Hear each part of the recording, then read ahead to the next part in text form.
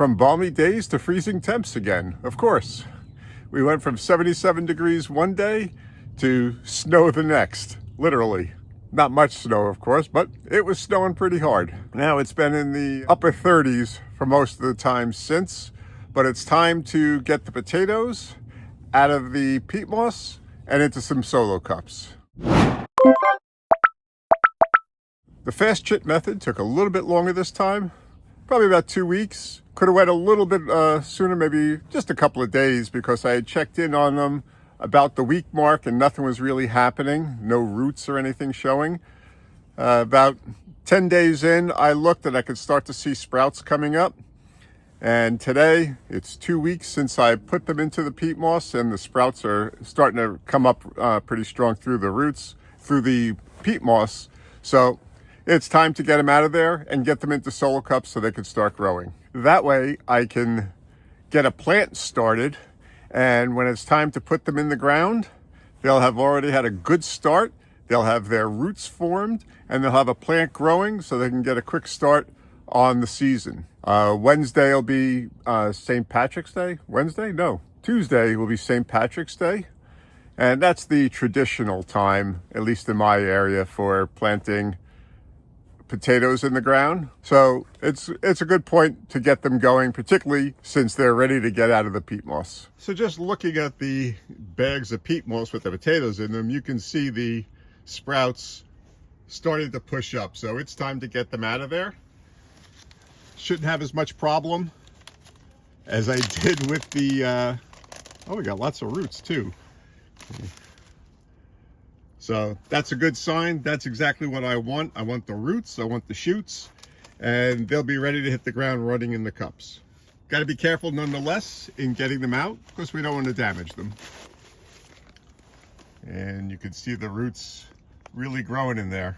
Certainly should be a lot easier getting them out of here than it was getting them out of those mesh bags last year. As I said, still got to be careful. Not sure how the best way I'm going to try this.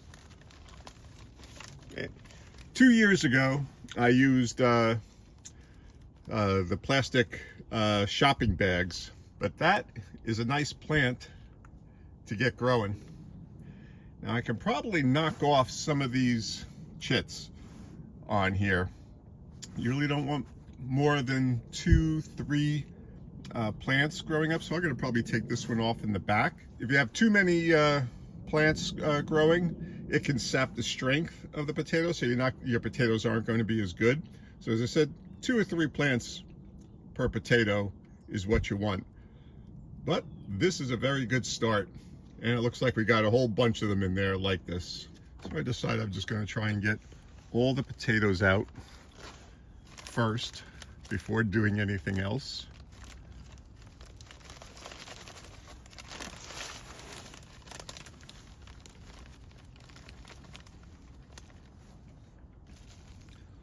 Another one with the great root system starting. Got more shoots down here than up here. So that might decide how I'm going to plant the potato when I put it into the cup. But so far it looks like every potato is just what I was hoping for. In past years I've had a couple of potatoes not really ready to start, but these don't seem to be like that, at least not yet.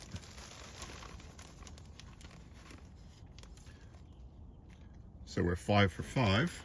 Now these are, as you can see, these are a little bit whiter, the shoots that are starting, and that's because these were deeper down into the peat moss. So the others have green on them because they started to pop up and we're getting some light.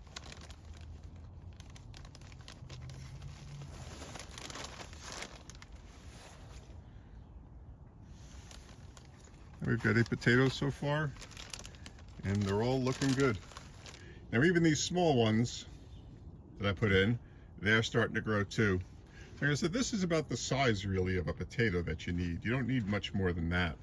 And that's what you get when you order from some of the potato mail order places. Wood Prairie Farm, where I'd gotten a bunch of potatoes a couple of years ago. That's about the size you get, sometimes even a little bit smaller. As I had said, when I put them in, you could take a potato like this, cut it in half, and I can still do that, as a matter of fact. I could cut this potato in half, and I could take that half, plant it, and that half, plant it. And I still might do that, who knows. Now this is the second container of white superiors that I had. And we'll see if I have just as good a success with these as I did with the other one. I don't see why I wouldn't, but you never know. This looks like the first potato I might have had that might be rotting. Interesting. I'm gonna put that one to the side. That also looks like a russet. Are these russets? These might be russets here. So much for my remembering. But it's just starting to sprout. And I'll probably, I'm probably gonna just put them into the solo cups and let them grow in the solo cups.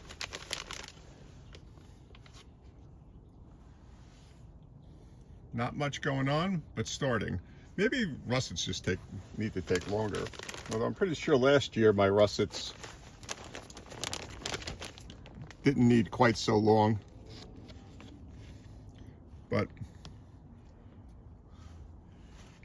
this year they might. I think I only had 9 or 10 russet potatoes. So again, we're starting, but not nearly as far along as the white superiors.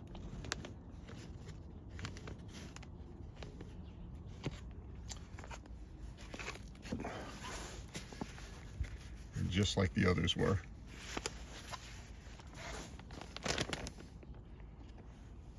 So the white superiors look like they're off to a good start anyway. Getting them out of here is going to be tough. So I'm going to get these out and then I'll be back. So 100% success with the white superiors in getting them to sprout, start rooting, start throwing up shoots, and being ready to put into the solo cups. The russets, definitely off to a slower start, but I'm still going to end up putting them into solo cups too. But this makes me very happy, and got just enough roots and just enough shoots on them. Only knocked off a shoot or two, but not fatally to any of the plants or any of the potatoes. So all of them have at least one shoot on them still. So I'm going to call that a success. So I've got my soil they're going to be planting the potatoes in. This is the peat moss that they were growing in. Plus I mixed in some of the reclaimed garden soil and compost that I'd collected last year. And then I added extra compost that my kitchen composter makes. I mixed it all in. You don't want too rich in compost because you'll get great plants. Potatoes won't perform as well, but this is just for this part of the planting process. My solo cups to give the roots some nutrients to uptake and get the plants actually growing. Plus I've mixed in a balanced fertilizer. It's a 13-13-13 fertilizer. And my cups, I've used these now for several years. I just cut holes in the bottom and I take a small amount of the soil, just like that. So it's maybe 1 or 2 inches in the bottom. And then I'll take one of the potatoes and just plop it in. Nature will find a way, and the plants will grow up and the roots will grow down. And then I just fill up the cup. Not all the way. It's got a double ridge right around the edge, so I'll probably fill it up to the top, and over time it'll end up settling down a little bit.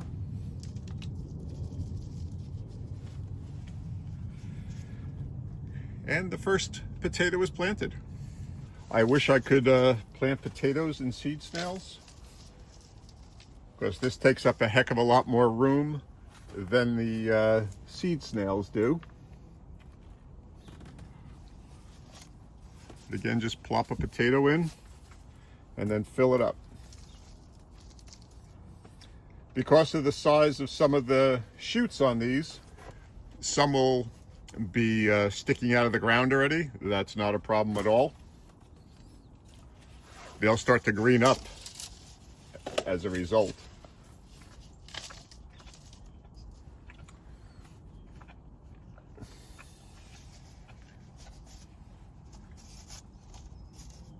I do try to keep the roots to the bottom though.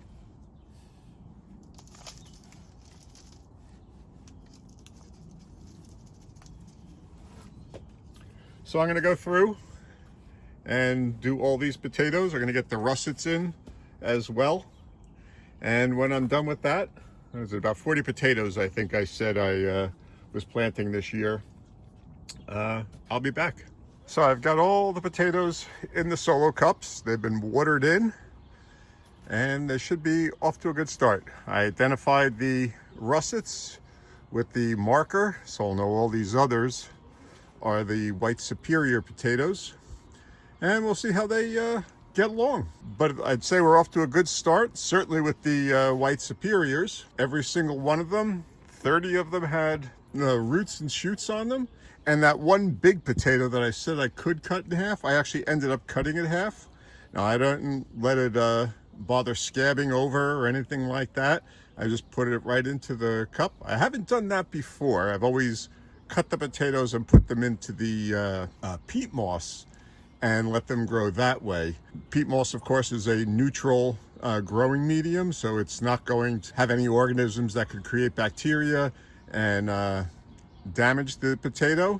So that could be a factor in those two potatoes. Which ones they are, I have no idea. But I do know that people used to just cut up potatoes and put them in the ground and plant them. So I'm not too concerned about it one way or the other. So I do have 31 superiors and 10 russets. I planted that one that looked like it might have started to rot. It looked like it had that little bit of mold growing on it.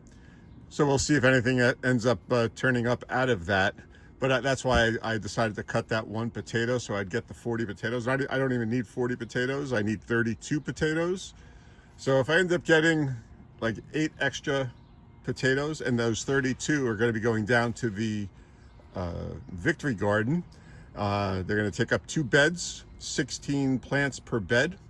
So if I have 8 potatoes left over, I'm going to end up planting those in the tire beds that I made last year, and I'll plant them over there. I'll definitely have a couple anyway that'll be able to go in there as it is. If I've got 40 potatoes, anything over 32 will come home and be planted in those beds. So the onions are still coming along. Garlic is growing great. I'll show you just a quick video of how those are growing. They're now up to about 6 inches tall, the plants, and they're growing terrific. So have 100% germination on the garlic. The onions are coming along. They're not doing anything spectacular, but they are growing. They're a couple of inches tall, so that's fine. When they get about 6 inches tall, I'll give them a haircut and keep them short while they're indoors. Once I finally plant them out, I'll end up stopping the cutting on them. They'll get some fertilizer when they get put into the ground, and they should be good to go. The potatoes, the peppers, nothing's happening with the peppers yet in the seed snails, but that was really only a couple of days ago, so not surprised there. Potatoes, I'm very hopeful for the potatoes now, since we got them off to such a good start. So we're starting to go. And actually, on Tuesday, St. Patrick's Day, I'll be planting a bunch more stuff. What it is, I actually don't know. I have my schedule inside, so I'll figure it out later on Tuesday when I'm getting ready to plant, probably. But we'll have a bunch of plants starting. So it's good to be growing again. As I said, today is, I didn't say, but today is Sunday, March 15th. You might have figured that out when I We're staying in 2 days for St. Patrick's Day. We've got a good start to the spring growing season. But if you want to see what we're doing in the garden last week, check out this video right here, and then subscribe and hit that notification bell. And that way you'll be able to follow along in the progress on all of our vegetables as we try to grow a supermarket in our own backyard. Okay, thanks for watching.